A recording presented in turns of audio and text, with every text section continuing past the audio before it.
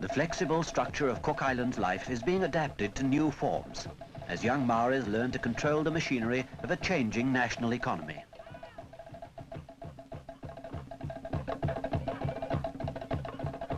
But in the more isolated of the 15 islands, much of the traditional pattern of Polynesian life remains unaltered, simple, unsophisticated, centered on strong ties of home and family and the cherished plot of land which is the birthright of every Cook Islander. Religion and Maori custom sustain the people of the Cook Islands as they travel along a new road and build a diesel fishing vessel on the launching place of their ancestral canoes. On great voyages of discovery and migration in the 14th century, some Cook Islanders landed on the shores of Aotearoa to become branches in a strong new family tree of the Polynesian race, the Maori people of New Zealand. Now for many years, Maori and European have grown up together, learning to understand each other's culture. And as New Zealand citizens, Cook Islanders still come to this country to work, study and teach. Mr. Eric Pornier, for instance, is completing his teacher training in Wellington.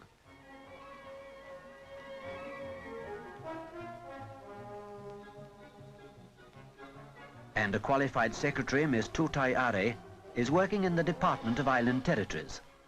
This department arranges New Zealand training and bursaries for several hundred Pacific Islanders every year and keeps in touch with them as they work through their courses of study. Among Cook Islanders here at present, Noa P. Tapere is studying to become an architect. William Bates is an engineer specializing in refrigerating machinery. And Constable Goodwin has completed the full training course of the New Zealand Police. New Zealand also provides training for the staffs of Island's medical services, and Dr. Enetama is here on a refresher course. Student nurses Maruiai and Aotearoa, now training at Whangarei Hospital, both gained Island Territories bursaries for secondary education in this country. Graduation Day 1965 brings to Mr. and Mrs. Pokino at Canterbury University one of the rewards of a 12-year climb to higher education. Mr. Pokino takes his place in the graduates' procession to receive the degree of Bachelor of Engineering. Soon he will return to Islands to use his knowledge and skill in the service of his own people.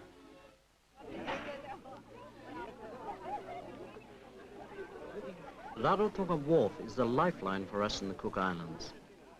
Everyone looks forward to Boat Day. The government ship Moanaroa carries most of our imports and exports and keeps us in touch with our families and friends.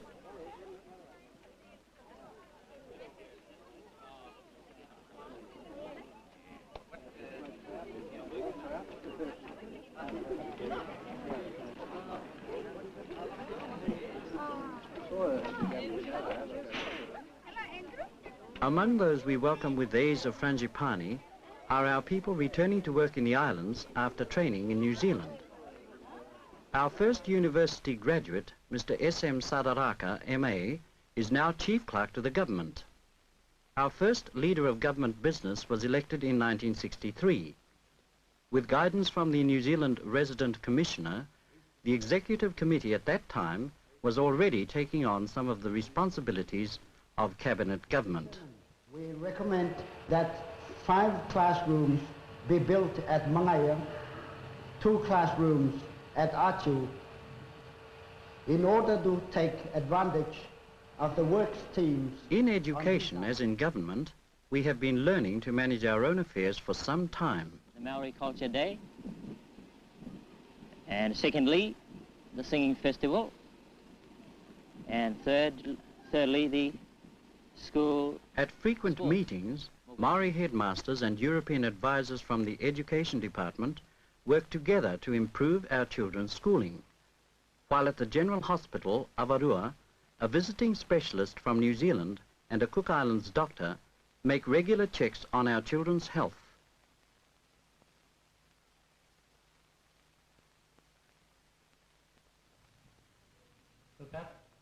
Eye troubles are fairly common here, as in all tropical countries. The New Zealand specialist and his wife, as an eye surgery team, remove cataracts and give treatment for other eye diseases.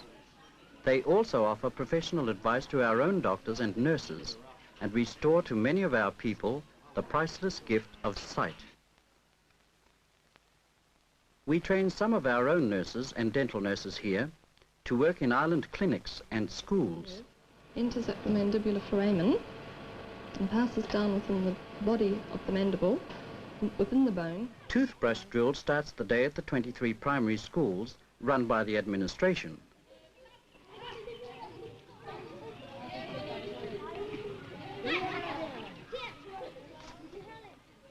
This is one of the ways in which our children are adapting themselves to European influences as we move towards a money economy. In primary classes, the teaching language is Maori, and most of the teachers have graduated from our own training college at Rarotonga, largest of the 12 inhabited islands of the group. Education at government or mission schools is free and compulsory between the ages of 6 and 16, and we have about 10,000 children, half our total population under 16 years of age.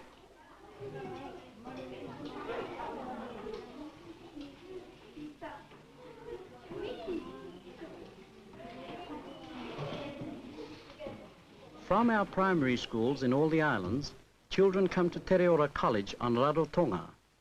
Here the teaching language is English, and with some emphasis on agriculture and domestic science, our children take all subjects leading to the New Zealand School Certificate.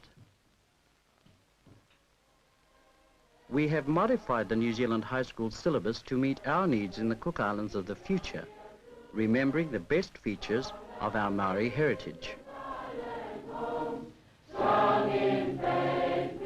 Music has always been part of our lives, and distinguished visitors from New Zealand are welcomed to the school with songs in the Polynesian tradition.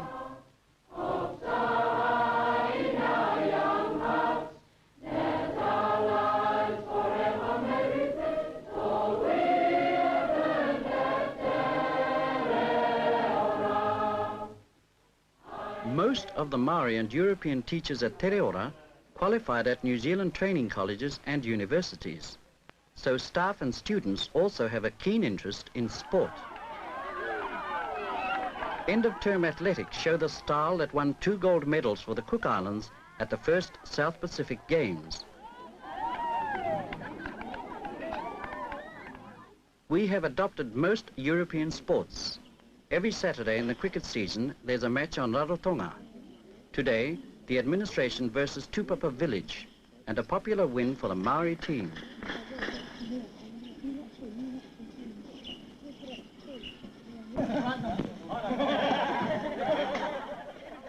In most of our islands, the coconut provides food, drink, and many other necessities of life. Things to wear, houses to live in, copra for export.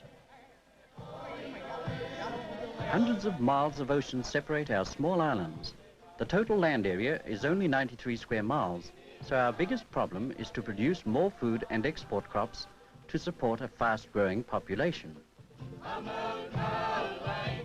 The Agriculture Department helps by raising new varieties of trees and plants, among them teak, citrus, coffee and passion fruit, for distribution to growers in islands where these plants will yield good cash crops. Experiments with pepper crops have proved successful, and 40,000 seedlings are now being grown here for transplanting on the island of Mitiaro. We're also developing secondary industries, factories making clothing for New Zealand, for instance, but the products of the land, especially pineapple, tomatoes and citrus fruits, are still our most profitable cash crops. Nearly all our plantations are owned and worked by families, sometimes using technical and financial help from the Agriculture Department to produce the highest quality fruit for export.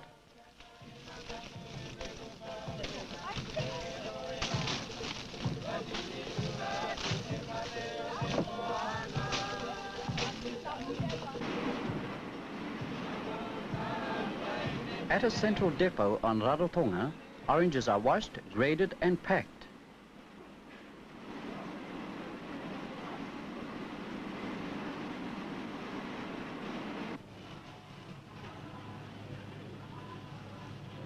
The Cook Island government guarantees the sale and shipping of quality citrus fruit to New Zealand. Fresh or processed at the local canning factory, all our fruit and other exports worth about £1 million a year have to be loaded into lighters at the wharf. Then they're towed through the reef to overseas ships anchoring offshore, and these ships bring in the imports we need: machinery for our industries, vehicles and implements for land development, and all the other goods we are beginning to need as we move forward towards European ways of living.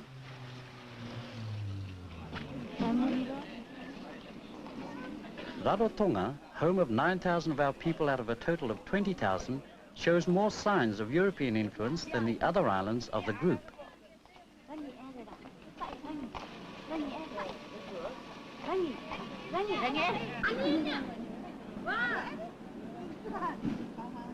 But even here, after a century of contact with European custom, our women still wear flowers in their hair as they did in old Polynesia, and family life is still the heart and center of our world.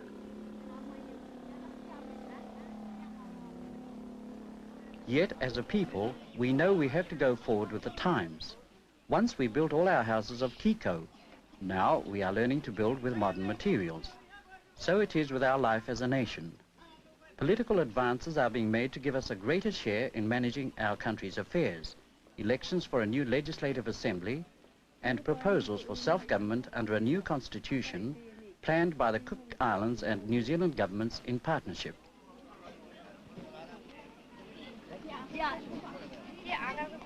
Booklets in English and Maori explaining this constitution have been distributed to every householder in the islands. On Rarotonga, less than 30 miles round, with a road to every village, it was fairly simple to give the people the facts about these political developments by press, radio and postal delivery.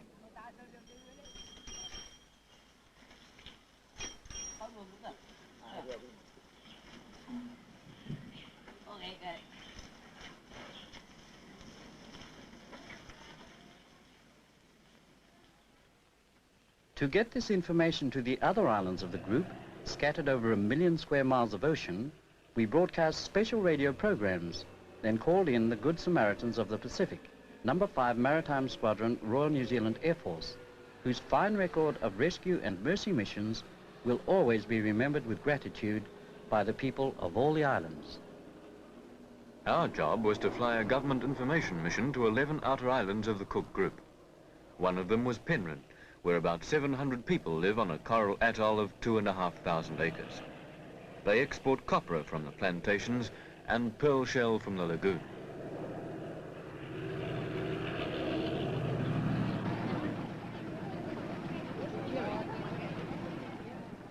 Sometimes we brought a few passengers from other islands, children and their parents returning from school or hospital. Because there are no regular sea or air services linking these isolated New Zealand communities.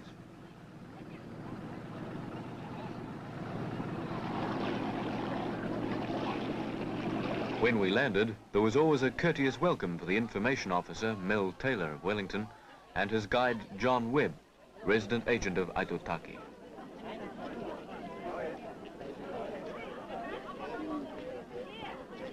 Then, at public meetings called by island leaders, the booklets were given out so that the people could form their own opinions on the proposed constitution.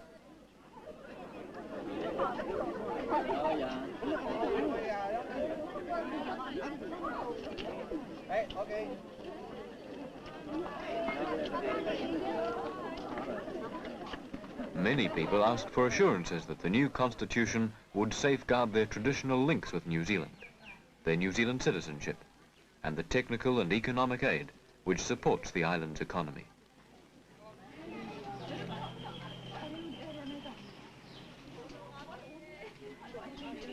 The system of government is what I wanted to discuss with you now. The Queen will still be Queen of the Cook Islands, as she is of Australia, New Zealand, and other Commonwealth countries.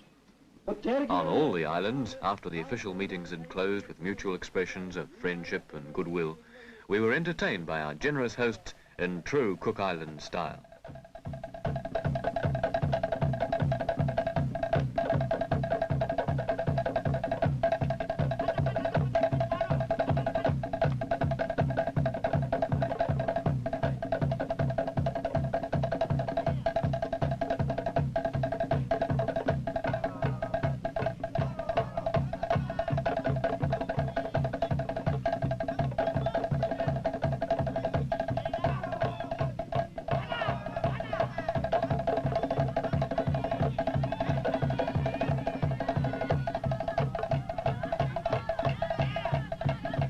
Polynesian custom demands the guests also must take part in the dance.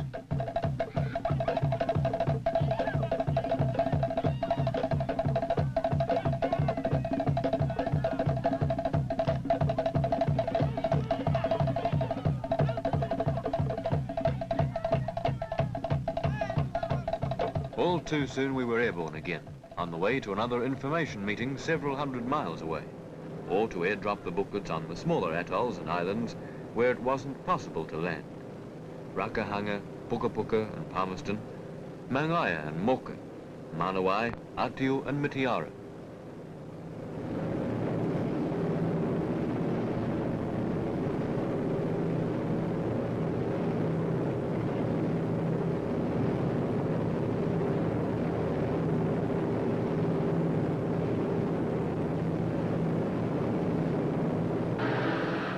We completed our mission a month before the elections.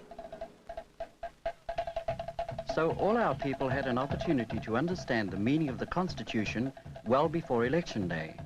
And at campaign meetings, candidates for the new legislature gave their opinions on our future political development. New Zealand invited the United Nations to send observers to the elections.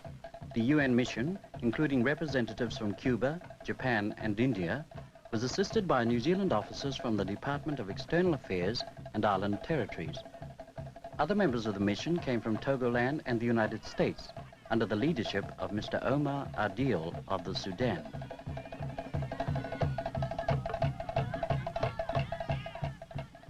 The decisive general election was held on April 20th, 1965. The government to be elected by the votes of all men and women over 18 will decide whether to amend, reject, or accept the proposed constitution for self-government in the Cook Islands.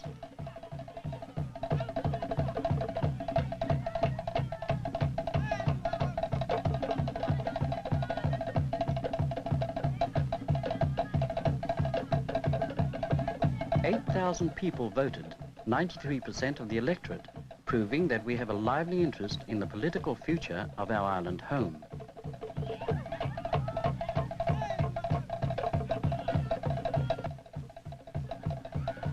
Polling stations were crowded all day, and it was well into the night before electoral officers, in company with the United Nations observer, began counting the votes.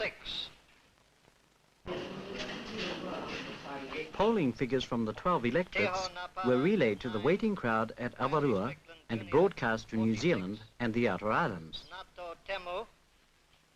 133. Soon after midnight, the charts began to show final returns. Early next morning, it became clear that the general election had been won by the Cook Islands Party, with the highest individual total of votes recorded by Dr. Manea Tamarua, Deputy Secretary of the party. Led by Mr. Albert Henry, the CIP won 14 out of the 22 seats in the 1965 Legislative Assembly. The party accepts the principle of internal self-government with amendments to 3 of the 88 clauses in the new constitution. After amendments in the New Zealand Parliament to the new constitution, Mr. Albert Henry was elected the first Prime Minister of the Cook Islands. The population of Rarotonga doubles as relations and friends from the other islands in the group pour in to celebrate internal self-government. On September the 9th, the New Zealand delegation arrives, led by the Governor-General, Sir Bernard Ferguson, and the Prime Minister of New Zealand.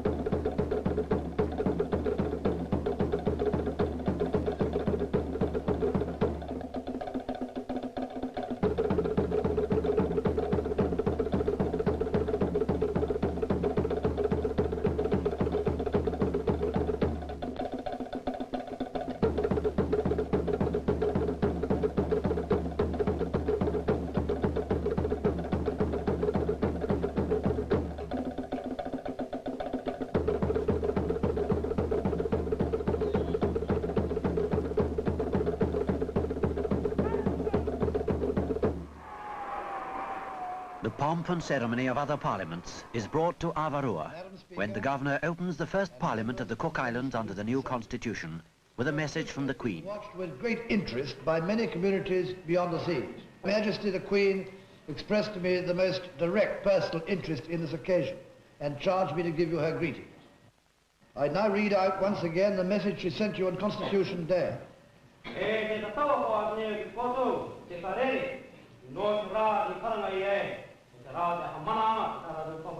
On the occasion of Constitution Day, I send my warmest greetings to all my people in the Cook Islands.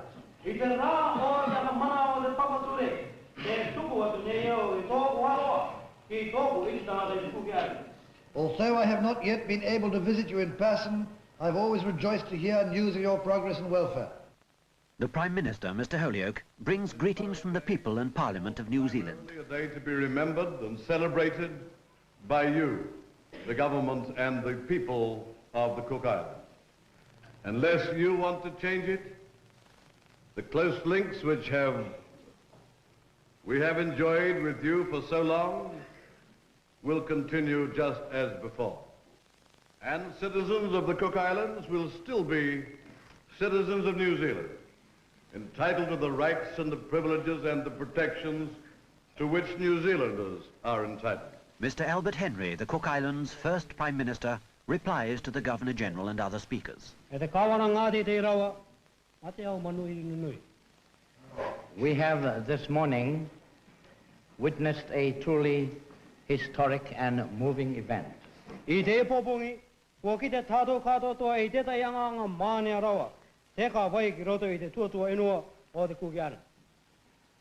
I might add that it may go down in history that the opening of the Cook Islands Legislative Assembly is the longest opening in the history of the Commonwealth. Your presence here on behalf of Her Majesty the Queen have accorded us the great honor of opening the first Parliament of the Cook Islands under the new Constitution. Last month, Dr. Tamarua and I expressed before a forum of the United Nations that self-government was the wish of an overwhelming majority of the Cook Islands people. It now remains for us to prove to the world that our choice was the correct one. And in the belief that each subscribes to the common good, the government of the Cook Islands will advance confidently under collective leadership, individual responsibility, and public participation. So help me God.